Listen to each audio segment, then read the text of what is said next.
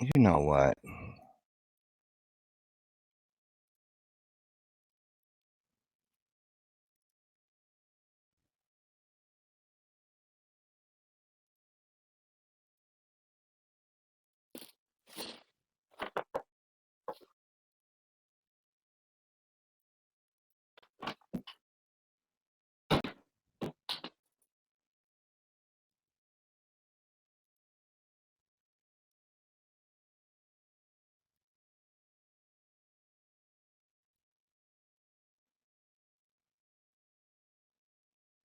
You guys, hold on.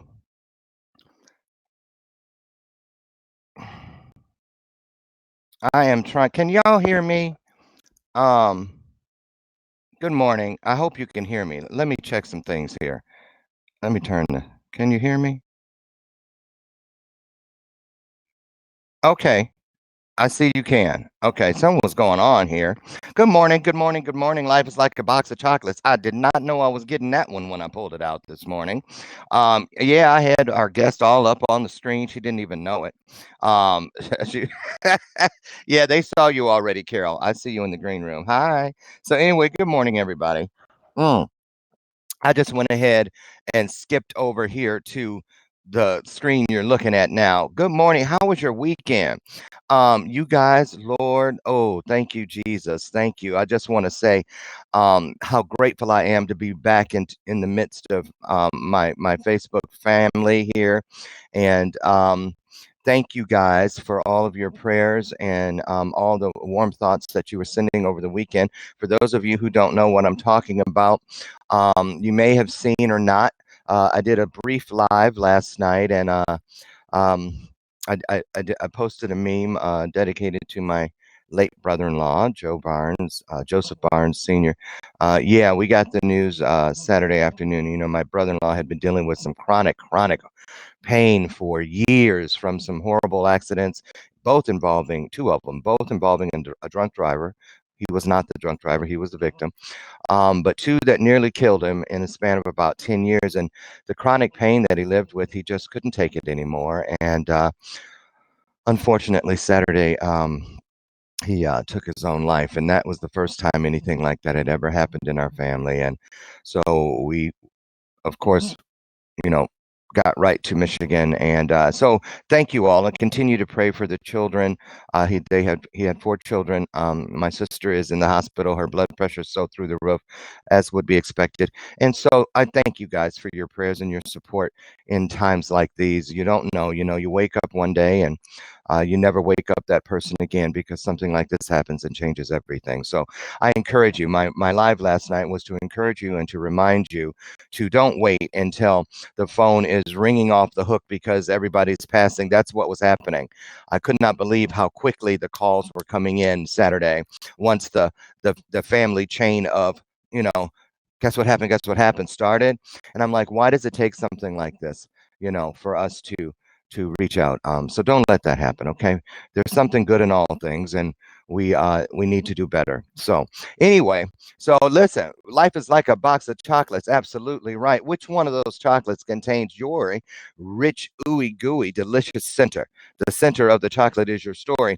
And if you want to find out how to get out of your seat and on your feet, then I encourage you, there's still time, 5 days counting today, in which to purchase your ticket and get here to Chicago and join all of us that are already headed to the White Eagle Golf Club this coming Saturday, the 15th of February, for the Discover the Author and Speaker in You full day interactive workshop. The first part of the day is about getting out of your seat and on your feet speaking, either from stages as a speaker or speaking from stages for more business, like a recruiter, or maybe you have a multi-level, maybe you want to do retreats, maybe you want a podcast, maybe. I will be facilitating the first half of the day with my assistant, Mr. Kevin Hoffman, the author. He's been speaking 10 years. Kevin D. Hoffman. His book, his current bestseller is Growing Up Black and White. And of course, there's my bestseller, How to Get Speaking Gigs Fast. I'm going to show you how to do that, take you right up to the lunch hour. You're going to get breakfast there, you're going to get lunch there. And then I'm going to take you up to our keynote speaker, Dr. James Dentley. His best selling book is entitled The Five Frequencies of High Performance. So he will be there. He was out in LA this past weekend at the Ryan Long City Summit Gala. There you go. Um, and he will be with us next Saturday. That's Dr. James Dentley. If you don't know him, Google him. And then the second half of the day is all about getting your message in a written form, whether it's, you want to write articles. Maybe you want to write a blog, write a book, write a newsletter, but write speeches, get content out on social media, whatever the case. You're going to start that afternoon off with Dr. Janice Hooker Fortman. She is the author of the best-selling book, The Secrets to How Not to Throw Mama from the Train. She's an expert on the aging child parent relationship. So she will be there facilitating the second half of the day. And who will be helping her, like Kevin will be helping me? None other than the incomparable, the incredible Misty Lane, um, author of the current bestseller, What Goes Up? Overcoming your worst in order to live your best. So that's the lineup. We got a great day ahead. If you haven't gotten your ticket, like I said, head over, won't you, to Eventbrite and just type in Discover the Author, and you will see it pop up, and you can join us. We're going to have a great time, and we're doing a little thing that night here at the house where we're going to be just fellowshipping and loving up on each other because we are a family. That's right. That's right. We are a family. So, anyway, thank you for that. I'll hit that again maybe once more before we leave today. But right now, um, I want to bring. Oh, well, how you doing? Just pop on up on the screen there, Miss Carol. Yeah, that picture, that lovely woman you see right there, that is Mrs. Carol Rogers. She lives here in the Chicagoland area. She comes from a strong lineage of women. I've met some of them when I was at her daughter's wedding earlier in the back in the summer, the last part of the year rather, and strong women. But Carol, from the moment I met her, I was just amazed at her storytelling capabilities. Just a wonder. I could listen to her all day. She can take the instructions on how to make a pot of coffee and turn it into a wonderful story. You know people like that. Yeah, she's one of those. And she is actually going to be with us. She'll be one of the first faces you meet when you come into the White Eagle Golf Club this weekend for our event, Discover the Author and Speaker in You. Carol will be there. She's going to be talking about all kinds of things. But today she's with us to talk about her current guide that is out. It's in Global Achievers magazine as we speak in the current issue. And that's not what I'm trying. Here it is. Let me pull that up so you can see that. Yes, indeedy.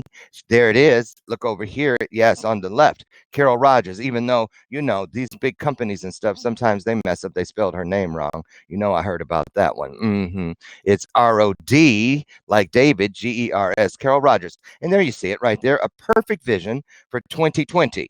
It's a guide to becoming a stronger woman. So right now, if you are or know or are looking to meet, been dreaming of, were raised by all or any of the above, strong women, I want you to reach out and share this broadcast right now. Invite people, start a watch party, and we're going to go through the steps that she has outlined in this wonderful guide that is burning a hole in magazines across the country. About how to become a stronger woman. So she's got to be an authority on it. So we're going to find out how she got to that. And let me see. Let me bring her in. Um, I know she's here. I'm going to turn her mic up now because I had her muted. And I'm going to add her. I'm going to try to send to live now. Or you guys, and you know what? Carol, can you hear me? I can hear you. Okay, I'm wondering if they can hear you. I need to add you. There you are. And you guys might see some of the backdoor stuff I'm doing here. Good, because there. Okay, okay. Now Okay, because see, the thing ain't got all the stuff on the side it's supposed to have for me to do stuff. So I'm okay. I'm moving around doing it my own way. Because I when I got a good show and whatever out there is trying to stop it, trick no good. I'm gonna make you just a little bit bigger. There we go, and bring you down. Y'all get to see all the magic of how we do this. Bring you down. I can't have you on my husband's sponsorship logo, covering up his name, covering up his name, because I'll hear about that too. Okay, so there we go. Oh, good, nice crowd. Good morning to all of you, Carol, Robert Brooker, Mandy Kitka, Wendy Meyer. Okay, got good. You guys can hear her. That's good. Yeah, I'm good. We're here today. Carol, welcome to the show. Thank you, Lauren, and thanks for having me today. Okay, and so tell us give us a little background. What you've done most of your life? Were you a housewife? Did you work in corporate? What did you do, and how did you get to where you're today? One of the leading authorities on empowering women. Well, I started as a speech pathologist by trade, and then I became a stay at home mom once I started having children. It just so happened that way. And I grew up with strong women, and then just watching other situations and situations I knew I didn't want to be in, and situations I knew that I could do something about, I did. Now, Carol, could you do me a favor? Can you raise your camera because I know they're going to want to look directly into your eyes. And she's like, "Oh Lord, he done asked me to do something technical." Uh, Yeah, yeah, that's okay. that's good. A little bit higher. She's gonna kill me later. I am. That's okay. Yeah, there we go. There we go. So listen, we have a lot. First of all, what prompted you? I know you write about all kinds of things. Tell us about some of the work you've had in the past, and then tell us about this current guide that's out right now that you thought women everywhere could benefit from going into the new year. Well, actually, I've done a lot of book collaborations. And so now I am working on a solo project. Okay. And I got started with this article once again because I saw so many women, just downgrading themselves. And I thought, what can I do to help with this situation? Because I looked into my own background, Mm-hmm. and then I saw my great grandmother, my aunt, my mom, and I began to realize that life doesn't have to go that way, that we can be strong and we don't have to be, under the foot of other people. Oh, that sounds like a great place to start. Not under the foot. Uh-uh. So, okay, a lot of people, okay, and so before we get into the guide itself, so what are you saying, Carol? Is this in line with a lot of the movements we see going on, the Me Too, the Times Up, and all these different things? Because I'll be honest with you, when I look around and I see different events and things going on, and I see a lot of coaches, a lot of events that are geared specifically for women. So there seems to be no shortage of female empowerment pieces, if you will. So why another one? Actually, this had nothing to do with those movements. It was just based on everyday living and things that I saw. I did not think about any of those things when I wrote the article. Okay, let me ask you this. So inside the article, let's say if you were to give this to me on a sliding scale or a percentile, if you will, when we go through some of these or go through all, I think it's eight different. Let me see here, eight different points. Yeah, eight different points in the guide. Um, how much of Carol Rogers will we be finding or seeing inside the 8 points that we're going to hit today? Actually, I don't know how much, but I am in there. I am definitely in there. So you're saying that these things came as a culmination of some experiences you lived yourself, some Yeah, you've seen your own the women in your own family, maybe even your own daughters, because I know you have daughters, beautiful daughters. yes. Okay, well, why don't we jump right in? First of all, I love the title, A Perfect Vision for 2020, a guide to becoming a stronger woman. So who is this written for? Is it written for the woman who is beaten down, or the? I mean, what I'm saying is, how does a woman know that she needs to be stronger? Do you think that some women think they're already there? They've got it handled, and I don't need this article. Well, there are those women out there, but then there are those who will identify with some of these also. And they may not even realize it until maybe they read the article and they say, hey, I go through that. I don't Uh, know what to do. Okay. Or and oftentimes too, and even men, you may know Yeah. a woman who, man, that sounds just like fill in the blank. So let's talk about. I have your article here.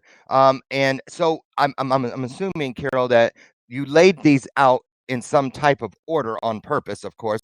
And the first one you talk about is don't always play the victim. Right. So okay, so I'm Betty Sue, and I'm like, what you say? Who you calling a victim? You see what I'm saying? So tell us about that. Tell us about this victim mentality, because it is real. It is real. Okay. Well, the victim mentality is the woe is me mentality. Poor me. Somebody did this to me. Why me? That type of mentality. The country song of somebody kicked my cat and hit my dog. Hmm. Why me mentality. And with that mentality, it comes with this, you know, it's almost like they love being the victim, because when you talk to them about it, then they don't do anything about it. It's like I have to stay in this state because nothing I do will work for me. Somebody always has their thumb down on me. I can't get out of this situation, but they have to let that go. So, Carol, are you speaking about, say, give us an example? Um, what does that is so? uh, I know what I think. Well, let me just say, because I'm a guy, so I'm feeling like, I don't want to get any bricks through my window, or anything for saying the wrong thing. But because a lot of this does apply to men too. It does. You see what I'm saying? Because It I does. have friends, I have male friends who always play the victim, like nothing goes right for me, and why is everybody always against me? And so, okay, so how do you go about stopping that mindset about playing the victim? What can we do to help that person? Well, what we can do is just get out of that mindset. Just look around and learn how to deal with things on our own. I'll give you an example, and it's in the article. I had a friend of mine. She was always with the victim mentality.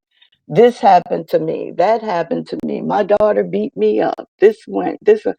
And I would listen for a while. And finally, I started saying, well, have you considered this or have you considered that? And she gave me all the reasons why none of that would work.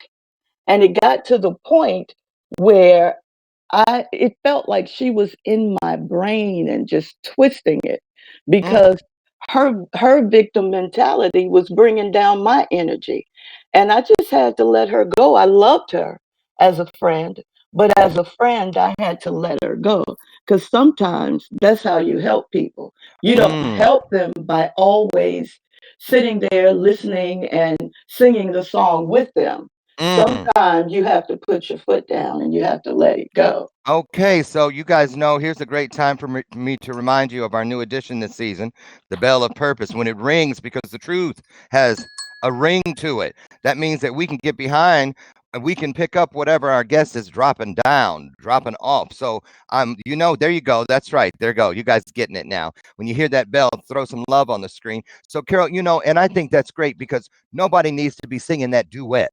It's not a Mhm. do it, if you're gonna hear it, if it's gonna be playing on the jukebox, make sure it's a solo version, and don't Mhm. keep putting in quarters playing the same song, because it will zap your energy. Yep. So when you let this friend go, did you just cut off all your connections, or did you have some kind of dear John goodbye? Sorry, care sorry, whatever her name was, but girl, you got to go. You taking all the joy out of my world. How did you do that? And did you leave room open in case she ever gets it together and wants to come back and reconvene with you on the friendship level. Well, the door is always open, but I had to just cut it. Initially, what I did, I stopped calling her as much. And I think she kind of picked up the message because she stopped calling me as much. And then when we would talk, I would change the subject. So when she started the woe is me, I would get into something else. But I think what we should do is if we do, we all have those moments where we feel, woe is me. But then you call the person and you say, girl, I just have to vent. Let me tell you this. Because the person on the other end of the conversation, they know why you're calling and they know when to put an end to it. But Right. if every time I call you, it's always woe is me, and you don't want to take any advice from anybody, then it's time to go. And to answer your question again, I had to just stop because even though, I mean, I didn't say to her, well, you're doing this, and if you don't stop, which maybe I should have at the time, but it just always came back. No matter what I said or what I did, it always came back to woe is me. So I had to cut that country song off. It was time to put on a new song. I know that's right. Now listen, and here's why this is so important because we all hear the different axioms about look at the five people closest to you, and sometimes going into the new year, I do a life inventory where I look at Mhm, the 10 closest people that I spend the most time with, and I put a negative or a positive by their name, as far as what role they're playing in my life or have most recently been playing in my life. And I decide whether I need to thin the herd or leave the herd alone. mhm, Because it's true, you only have so much that you can give. And if it's not a two-way feed all the way around the circle of people that are primary players in your life, then you need to do something about it. So be actionable. Don't play mhm, the victim. Help that person by forcing them to help themselves. Love it. Now, mhm. number two, uh, take note of people in your life who continue to hurt you or bring you down. This sounds like it ties into maybe getting rid of somebody again. Oh, yeah, it goes along with what you just said about the 10 top people in your life Okay.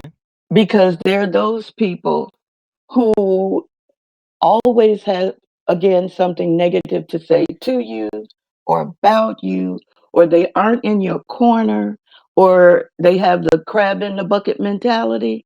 Whenever it looks like you're going up, they feel threatened.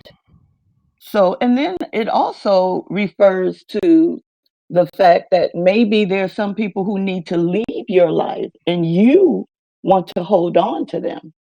So, Hmm. and then you just need to let them go. Someone once said that people come into your life for a reason, a season, or a lifetime. And where we get into trouble is we try to make lifetime friends out of those people who were only meant to be there for a reason or a season, Mm-hmm. and then I just, Specific thing. exactly.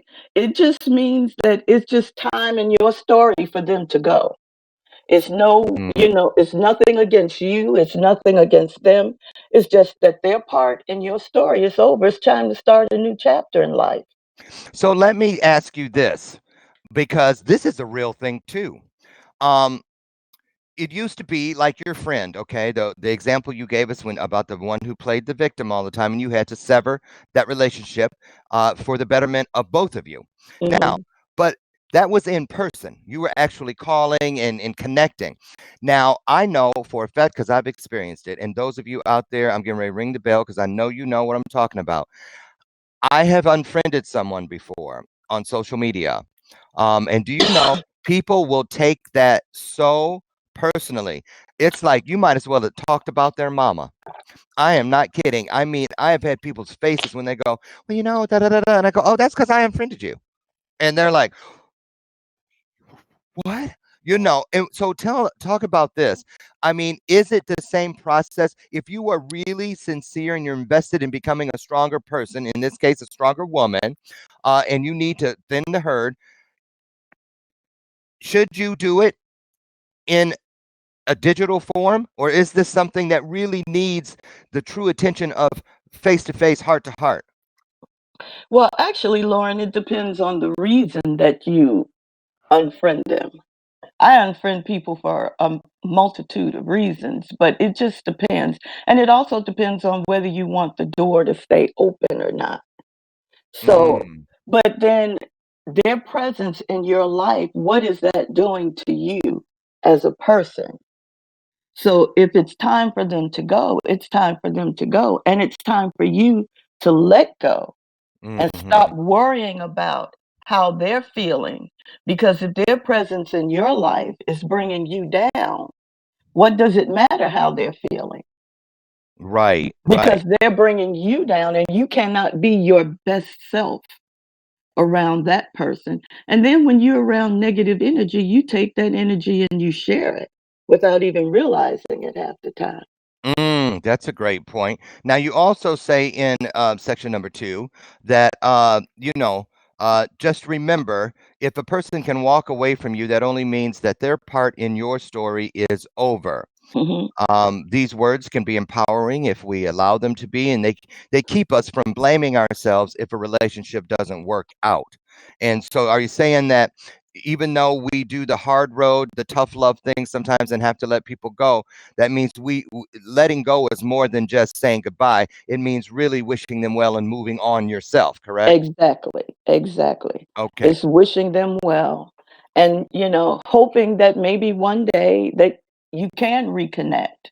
But Yeah. right now, at this time, at this chapter of my story, they have to leave. That's right. That's right. Mhm, And I totally agree with that because we choose ourselves into situations and many times often we have to choose ourselves out. And so, you have to know when to hold them and when to fold them. Perfect. mhm, So let's see. Number three is you say, be authentic.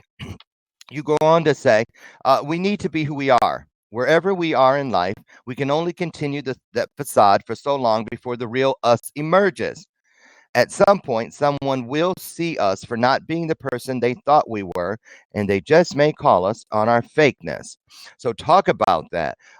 Is that something? Now, you're talking to women, and I know women can be catty, so I mean, do you feel that there's a different layer of that ness, whatever that is, between the male and the female gender? Is it more on one side of the aisle than the other about fakeness? well, yeah, I think it's more with women, but it does affect men also. But you know the thing. Um, I can't afford to shop at Neiman Marcus, but I go there because I want you to think that I'm a lot more than what I am. Just be who you are, and people will see that and they will love who you are because it's just like telling a lie. You know, you tell one lie and you have to tell another one to keep it up and another one to keep it up, and then you forgot all the other ones that you told. Right. Right. So, yeah, to just be authentic because again in the article I point out that we are all put here for a reason. And no one can do what I can do because I was put here for a specific reason. I cannot capture the people who you can because you're Lauren. You have your own personality. And there are those people who won't listen to you, but they'll Right. listen to me. But they have to see me, they have to know me. But if I'm trying to be Lauren, then they'll never see me and they'll never get from me what they need Yes. because we have one Lauren and that's all we need. Oh, We don't. I'm picking up what you're dropping down. So, and I just want to say, and that's true. My husband Brian, he's a relationship. His PhD is in that, and he always tells people, don't waste your time and energy looking for Mr. Right or searching for Miss Right. Concentrate on becoming Mr. Right or Miss Right, and before you know it, that counterpart, that evenly yoked person meant just for you, will be right in front of you. And I believe in that, because if a person is putting on a fake a persona, and you do meet that perfect person, and you've put who you aren't out there, can you really keep that up forever? Is that really going to be a long lasting relationship? What if they fall in love and want to marry you and that's not even you? And Exactly. that happens. People see a different person after they get married. Yeah, that reminds me of an episode of Fresh Prince. He had a girlfriend, and they were about to go out. Everybody else had gone, and an earthquake hit, and they were locked downstairs in the basement. And she was really scared and afraid, and she started pulling off eyelashes, pulling off weave, pulling off fake fingernails. And he looked at her. He said, "Girl, do you have anything else that didn't come from the mall?" You know, Right. and I cracked up because she was not who she portrayed herself to be. He thought she was something else. But of course, that ended the relationship because she wasn't who he thought she was. Right. But again, we were all born originals, and I'm sure you've heard that. We Oh were yeah. all born originals. Why should we die a copy? Mm. Okay, there you go. That was worthy of a bell ring. Can I see some hearts and love on the screen? Say that one more time. We were born originals, We so were don't all born, so don't die a copy. don't die a copy. I can get behind that. Okay, moving right along, halfway mark. Um, you say in number 4 that women need to challenge themselves. Challenge yourself. If we live our lives in vanilla, we bore ourselves. We have to get out of a state of complacency.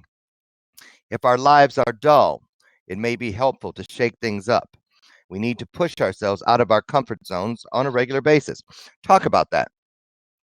Well, I think that we should do something every day that scares us, because that strengthens us, that helps us to grow. But if we just stay in our corner and we don't do anything, then we're just there. There's nothing. And we become bored with our own selves. And Mm, we begin to hide. We begin to think that we're, so to speak, invisible. We think nobody sees that. And then we're upset because nobody does see us, because we've said, we aren't worthy of being seen because we're hidden. So I just think that we need to challenge ourselves on a daily basis, just one thing a day that challenges us to bring us out of our comfort zone. And then when we realize it, we'll look back and we'll see that we've come so far, and we'll wonder, why was I back there anyway? I should have been here a long time ago. hmm Great idea. That's worthy of a bell ring. Let's see some love and hearts on the screen. If you're just joining us or you came in late on the broadcast, we're here today with author, columnist, and wife, mother, speech pathologist Carol Rogers, Rodgers, and we're talking about her guide for becoming a stronger woman. Uh, um, um, actually a perfect vision for 2020, a guide to becoming a stronger woman. And it is currently in, it has been published in the current issue of Global Achievers Magazine, which I'll pop on the screen before we end the show again. It's been up once, I'll have it again. And so if you have any questions for Carol, please put them in the comment section and I will relay them to her. So we're making our way through this guide in the Reader's Digest version, a little quick thing, but I encourage you to contact Carol, or she's going to leave her information at the end of the show where you can find it in the comments in case you want your own PDF or copy of this guide of how to become a stronger woman. So, okay, so you've challenged yourself. You said do things that scare you. I agree with that mindset. I love taking chances constantly so that I can understand that it's not safe for me to play safe. Always challenge myself. Now, here's where it starts to really get dicey, really interesting, in my opinion. Um, be your own superhero. Talk about that. Well, first of all, let me say this. The very first line of that one pretty much says it all. We should not be waiting around for someone to save us. Superman has been weakened by kryptonite, and Batman is not forever. And the Obamas have left the building. Good one. Uh, all things that people, different groups, different. It all speaks to being saved. Oh, I see a lot of hearts on there. Okay, people are loving that. So talk to that. How does a person become their own superhero? And what about the person right now who's going? Isn't that ego based? No, it's not ego based. I use the term superhero because there's so many people who are waiting around for somebody to do something for them. I can't go further because I need help with this, or how they say the government didn't do this, or I tried to do that. Get out and do it yourself. Mm, I had an experience once a few years ago. I was talking to a friend of mine, and I was in my victim moment.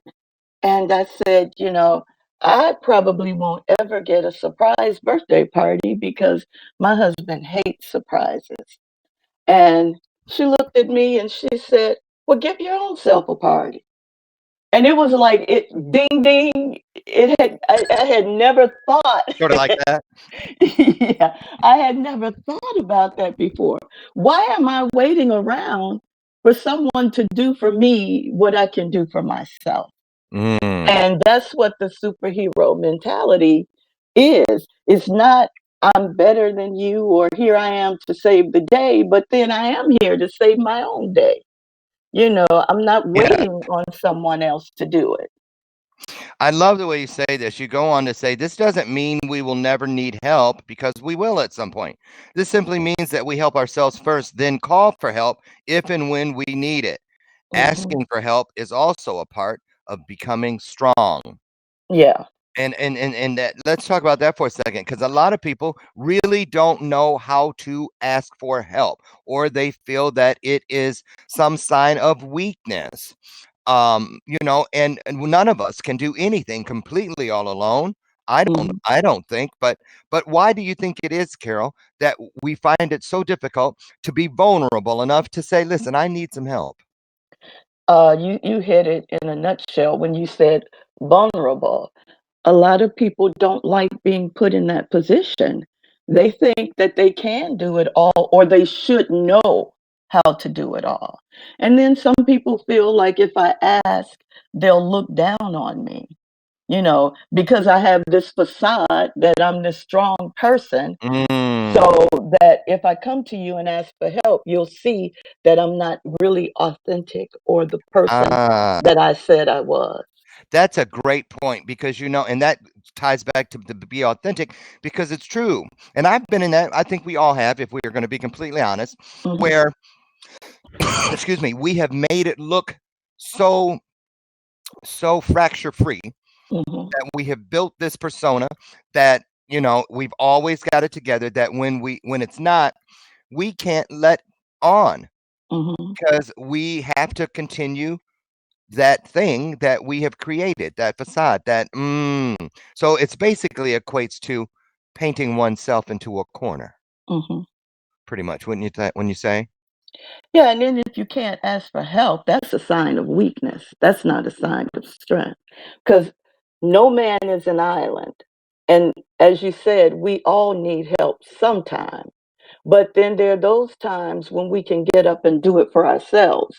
And that's when we become our own superhero. When we stop sitting and waiting for somebody else to come and save us, we get up and we do it ourselves. And that Amen. makes us stronger because we realize, hey, I can do this.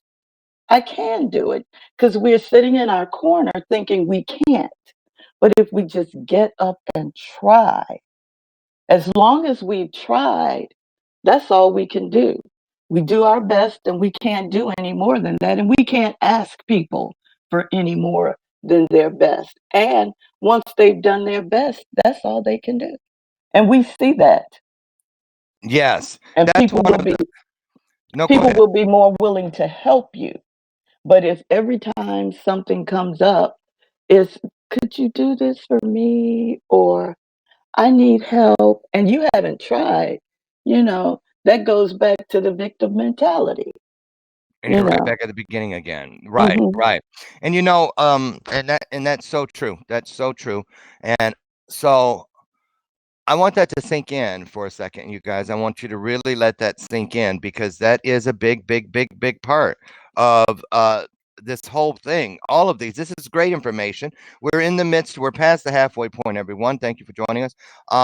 We're here today speaking with Carol Rogers. She's authored a guide, a perfect vision for 2020, a guide to becoming a stronger woman, and it's not just for women; it's for everybody. And we're here today working our way through, just touching on some of the key points to how you can make yourself a stronger person. And now the next one on this list, um, number 6, recalculate. Now that's not something I would have expected to hear at this point. And you open that section with a question: At what age should we give up on our dreams? When are we too old to dream? So many people never start their lives, yet it is never too late to start. So tell us what you mean here and who you're speaking to. Well, I'm speaking to anybody who needs it.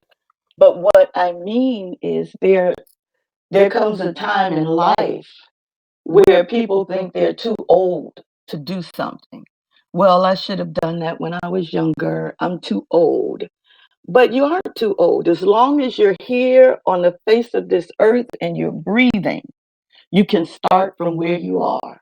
You can do those things that you dreamed of years ago. Don't you hear about people at 90 years old graduating from college Hmm. or getting their high school diploma for the first time? If you notice in the article, I named a few people. Ernestine, what was her name? Oh, I saw that. Yeah. You start with her. Her name Yeah, Ernestine Shepherd. right. And I'm sure a lot of people listening to this or watching it, they've heard of her. She was a bodybuilder at age 81, but she started at age 56. Correct. Yeah, Right. Right. That's incredible. And yeah, and you also say like I didn't know this. Laura Ingalls Wilder. She actually wrote Little House in the Big Woods. Um, Everybody knows that book from when we were kids. When she was mhm, 62 years old. yeah, And then this woman, Gladys Burrell, she famous for completing the Honolulu Marathon at age 92, and she hadn't even started running until the age of 86. exactly. Wow. So, and look at Betty White. I remember when Betty Oh, White yeah. was in her over the 85-year mark. She had 3 number 1 hit network television shows on the air all at the same time. And I was like, "Man, I want to be her when I grow up." So it's never too late. So how do people what do you recommend? Do you have any suggestions or recommendations for people who just can't change the routine up? They don't know how to change the air in the tank, if you will, how to redecorate that room within their spirit. How does one get started doing that? Well, again, it goes back to the point that do something every day that scares you because that starts to strengthen you from inside. This recalculate, it just reminds me of the GPS system. If you go past your turn or where you should stop at, the GPS will say recalculating and it'll get you back to where you should have been. So I think we should just look at our lives and see where we want to go and just work on it little by little. It's not taking a big bite. Just start out small with something small every day. If you want to be a writer, write a paragraph. Mm, Don't start out trying to write the whole book. Write a journal. And you just do that every day, maybe a minute a day, maybe 5 minutes a day. But before you know it, you'll have a whole book. You mhm, don't have to take out the big bite at one time. Just start where you are. And that phrase, I'm too old for this, you can throw that out of the window because you're never too old to do anything. love that too. Okay, let's get some hearts on the screen, you guys. Great stuff with Carol Rogers, and I love that because a little bit of something will always do more than a whole lot of nothing. That Hmm. little nibble, that little tiny bite, isn't tiny at all in the big picture as long as you keep biting. Mhm. Okay, love it. Mhm. Moving on, number 7, you suggest that in order to become a stronger woman, you might want to consider following other strong women.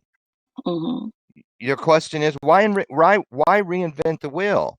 There are many examples. So you say, Michelle Obama, Shonda Rhimes, Ellen DeGeneres, Melinda Gates, Oprah, on and on. Mothers, our grandmothers, our mothers, aunts. Uh, these were and are strong women. What qualities in them do you admire? So was there a woman that stood out in your life, Carol, that you use as an example even today? Oh yeah, my great grandmother. My mom I grew up in the era of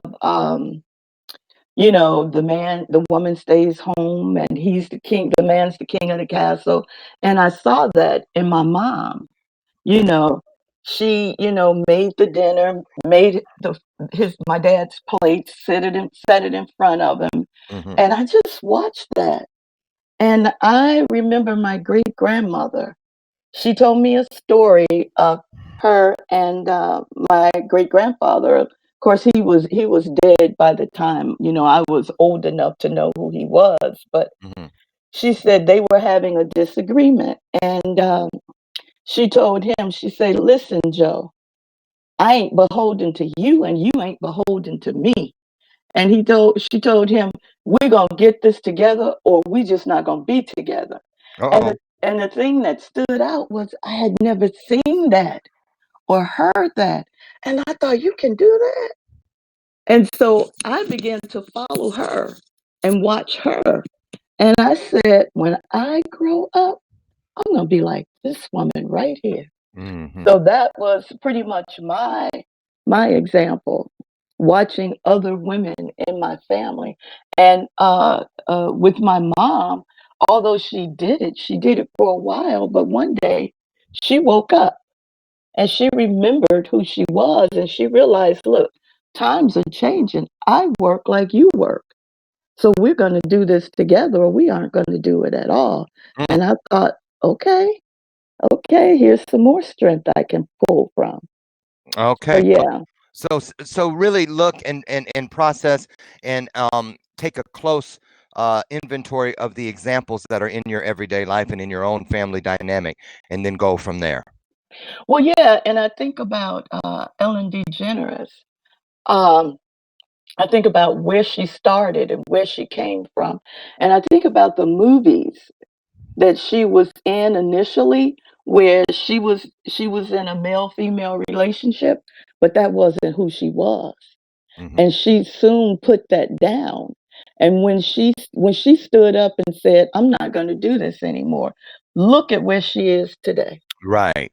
Because that again ties into it's funny how these all 8 of your guide points lead back to it's like Hmm.